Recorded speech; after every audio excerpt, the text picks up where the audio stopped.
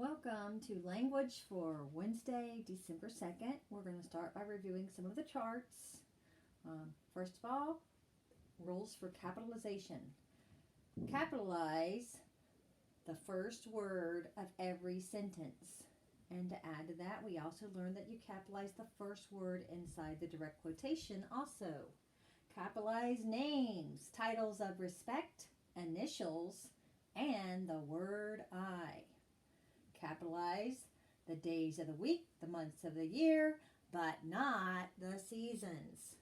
Capitalize holidays and special days.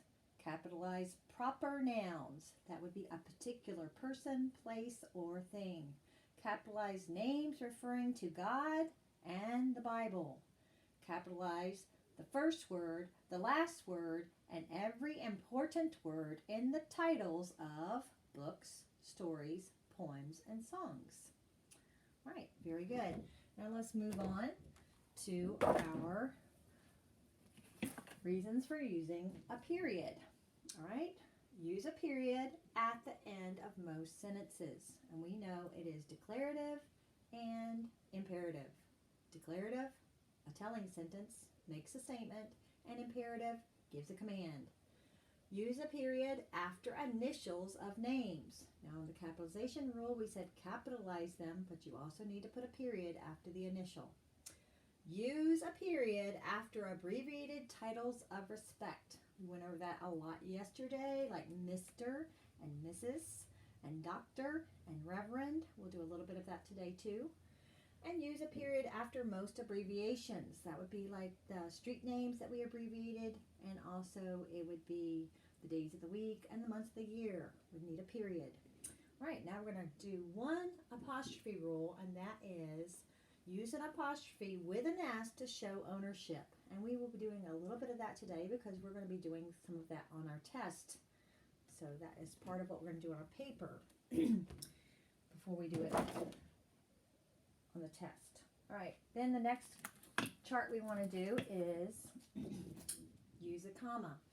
Use a comma and a conjunction to correct a run-on sentence. Use a comma after yes or no at the beginning of a sentence. Use a comma before and after the name of the person you are speaking to in a sentence. Remember, we call that direct address. Use a comma to separate a city from a state and a state. Okay, so city, comma, state, and the rest of that rule would be and after the state too if it's not at the end of the sentence. To separate words or groups of words in a series, you would also use a comma, and to separate parts of a date. And a better way to word that would to be say to after the day in the date and after the year too if it's not at the end of the sentence. So make sure you remember that. All right, we're going to go and do the sentences I have on the board next. I do have another chart I want to go over with you, but we're going to go over that with you after we do the other things because it has to do with what's on your paper. All right, so the first thing we're going to do is something you're going to be doing on your test. They're going to give you either a phrase or a sentence to rewrite, and you have to rewrite it correctly, putting in the missing punctuation. It could be periods, it could be commas, it could be both. All right, so you're going to rewrite the following words or sentences, because some of them are not really sentences, but all of them will need some kind of punctuation. All right, so the first thing that's written on the board, it says Little Rock, Arkansas. All right, so Little Rock, Arkansas. And if you didn't know this on the test, you could ask me. You could say, Miss McLaughlin, I'm not sure what this is. Is this a city, a state? And I would tell you, Little Rock is a city, Arkansas is a state. Okay? So that's all you'd have to do is ask me if you don't know instead of guessing. Okay? So what you would have to do is you would rewrite it as Little Rock. Now they've already got it capitalized, so you would still be expected to capitalize it. The thing you would have to remember is that it needs a comma. Since you're rewriting it, you don't need the insert. You just go ahead and put the comma and then write Arkansas. Because Little Rock is the city and Arkansas is the state. Okay? The next one is a sentence And it says Reverend Richard C. Malloy is our pastor. All right, so the first thing you see is Reverend, and you notice that it is an abbreviated title of respect. So you would rewrite it, you would still capitalize it, but you would need to remember that it needs a period because it's an abbreviated title of respect. Then you would write Richard. Again, it's already capitalized, so just write it as it is. No period needed because that's the whole name. But then you see C. That C is what?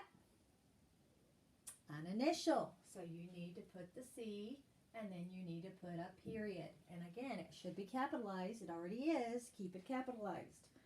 All right. Malloy would be the last name. So go ahead and just put his name. And then finish writing out the sentence. And they already have the period for you because this is,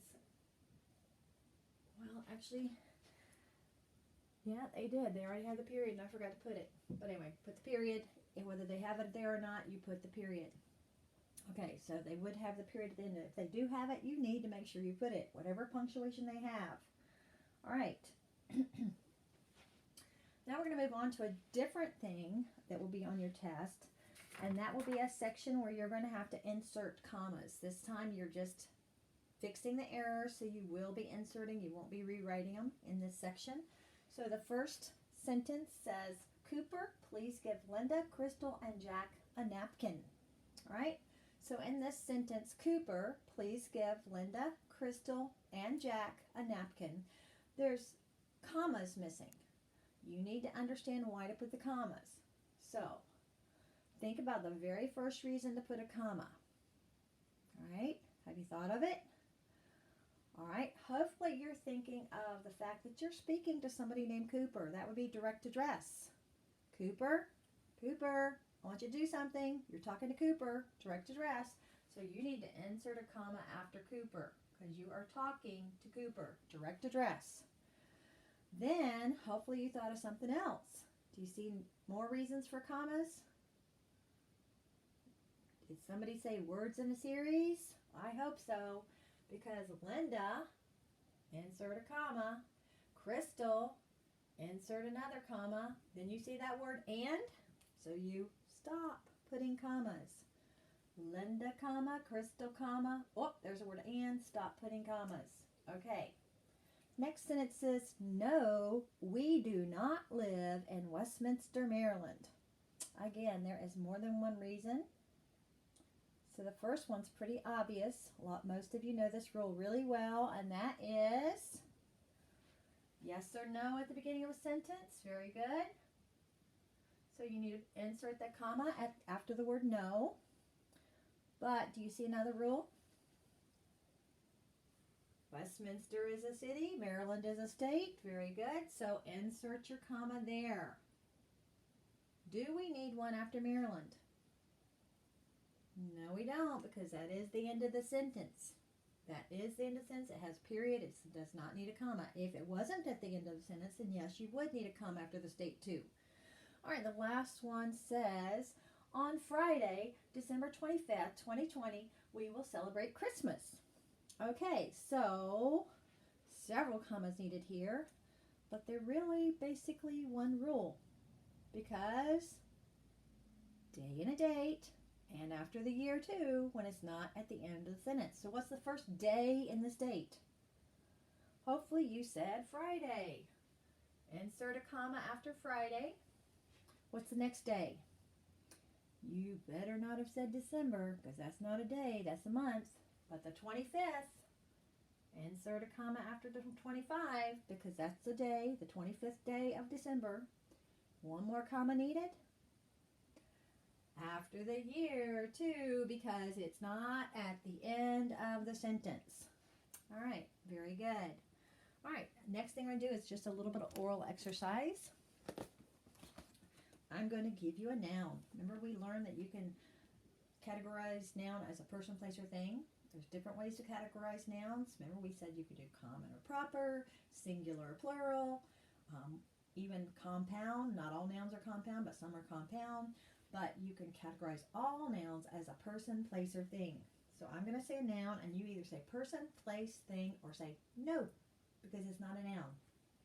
All right, first one is painter. A painter would be a person. Snowed. Hopefully you said no. Snow can be a noun if it's used the right way in a sentence. The actual snow that you can hold in your hand and make a snowball with. But snowed is about the action. Yesterday it snowed. Actually, this morning it snowed. I hope some of you got to see that. All right, piglet. Thing. You should have said thing. Mrs. Kenton. That would be a person. It also would be a compound noun, and it also would be a proper noun because it's a particular person. Playground. Thing. Very good. It also would be compound and common. Bumblebee. That would be a thing. Another compound noun too. Cake. That would be a thing. Very good. Indiana. That would be a place. Very good. And it would be proper too because it's a particular place. Fuzzy. Hopefully you said no.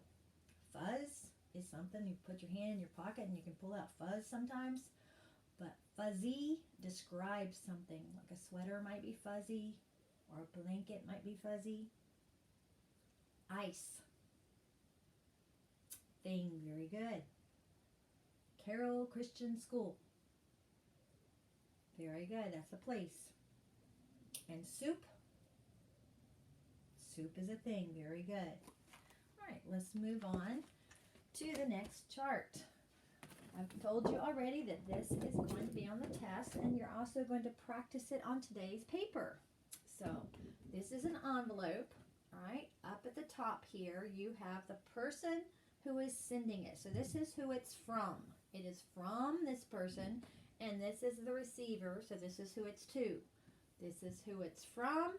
This is who it's to. So the top part is the from, and the bottom part is the to. From this person to this person. Make sure you get that memorized. All right, let's look at your paper now. You should have page 78. Okay, on page 78, you are going to take the from and copy it in the lines. Remember the first line, you don't write the word from. Do not write the word from. But that top section is for the from. So that top section, who it's from, is Mr. Dean Wing. And then the second line would be his street address, 936 Collier Street. And then the last line up at the top would be his city, state, and zip code, Avon, Indiana, 46123. Now, what you need to remember is to capitalize because they don't have any punctuation or capitalization. So Mr. is a title of respect, so you need to capitalize it, and then you need to put a period because it's an abbreviated title of respect. His name is Dean. That is his name. You capitalize names. His last name is Wing. So capitalize Wing because that is also his name. All right, then when you get to a street address, call your street. Call your street needs to be capitalized. That is a particular place. So also street is an abbreviation. So what do you need to do after street? Put a period. So Collier and street both need to be capitalized. And street needs a period because it's an abbreviation for street. Then Avon is the city, particular place. Indiana is the state. And what do you know to do between a city and a state? Put a comma. Very good. So make sure you've done that. All right, now it's time for the to section. And if you're not done with the from, then you can pause the video. In the to section, this is to Mrs. Carol King. Again, Mrs. is a title of respect. So what do we do to titles of respect? Capitalize them. Very good. So capitalize it. And then Mrs. is abbreviated title of respect. So again, you need a period. Please put a period after Mrs. Her name is Carol. Her name is King. Carol King. First name, last name, both of them need to be capitalized. That is her name. She lives on Iron Court. 3921 Iron Court. Iron Court is the name of her street. She lives on a short road called a court. So iron needs to be capitalized. Court needs to be capitalized. And also, since it's an abbreviation, it needs a period. Make sure you put that. Her city is Aleppo. Aleppo needs to be capitalized. And her state is Pennsylvania. Pennsylvania needs to be capitalized. And since Aleppo is a city and Pennsylvania is a state, what do you put between them? A comma. Do not forget that. And then make sure you put the zip code. I didn't really say a lot about the zip code because there's no punctuation needed, so make sure you put both zip codes. The zip code for the from person, which was 46123, and the zip code for the to person, which is 15310. Remember, the from goes at the top, the to goes at the bottom. And there's 3 lines. First line is their name, second line is their street address, and the third line is the city, state, and zip code. And they already have them on those 3 lines. If you're writing too big, you cannot just go to the next line because you have written too big. You need to erase it and write smaller. I'm going to erase this because I'm going to be writing part of what you need to write for this next section. All right. Again, if you need to pause it before we go to the next section, then go ahead and pause it.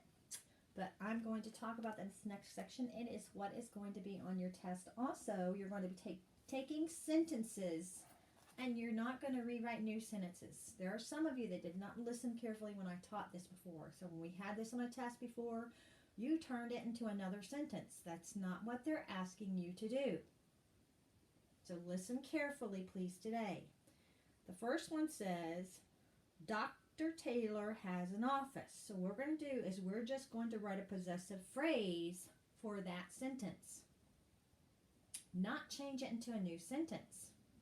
If Dr. Taylor has an office, and we want to make this be possessive, remember this is what we were talking about on our poster, our chart, use an apostrophe S to make something possessive. So who owns something? Dr. Taylor. What does he own? Office. So that's all we're going to write is Dr. Don't forget the period. Don't forget to capitalize it. Taylor. And to make it possessive, you put apostrophe S. Dr. Taylor's, what belongs to him? Office. That's all we're doing. Making a possessive phrase, not rewriting a whole new sentence. So make sure you're paying attention today, please. The second one says, Ella painted a picture. So who does it belong to? Ella. What that belongs to her? Picture. So how would we say that one? We would say Ella. And then to make it possessive, you put apostrophe S. And that would be Ella's picture. And that would be a possessive phrase. That's all you have to write is Ella's picture. All right. The next one says, Grandma made a scarf for Haley. Now this one's a little tricky. If Grandma made a scarf for Haley, is it Grandma's scarf or is it Haley's scarf? Yes, if Grandma made it for Haley, then that would be Haley's scarf. So that's why you need to think it through. So use Haley and make it possessive, right? So write Haley. How do you make it possessive? Apostrophe S. And what belongs to Haley? Scarf. So Haley's scarf. That's all you need to write. Now the last two I'm not going to write on the board, but I will talk you through them. That bike belongs to Lucas. So how would you do that? Lucas's bike, write Lucas, which ends in a S, then put an apostrophe and another S, make sure you have both S's, and then bike, Lucas's bike. Lucas is his name, it ends in an S, and then you need an apostrophe, and then you need another S to make it possessive. All right, and then the last one says, Natalie has a puppy. So who owns it? Natalie. What does she own? Puppy. So that would be Natalie's puppy. So write Natalie and then put apostrophe S. Very good. Natalie's puppy. Not making these into sentences. Okay? And last time we did them, I had people that did that, even though I did not tell you to do that. And then they did that on the test also, which still was not what it said to do. Possessive phrase. A phrase is not a sentence. It is just a group of words that doesn't express a complete thought. That's a phrase. All right, now penmanship today. Let me erase this. For penmanship, you're doing page 57. We did 56 yesterday. And today we are doing O and P.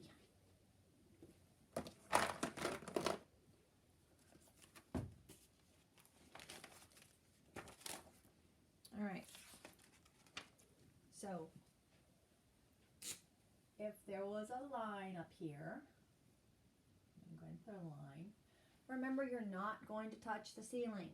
Okay, so you would start down some and go up and around so it looks like a C. But make sure it's oval and make sure it's slanted. All right, then go back up to where you started it and make a loop in the top. Capital O cannot connect to the next letter. It stands alone. It ends high. It does not connect to the next letter.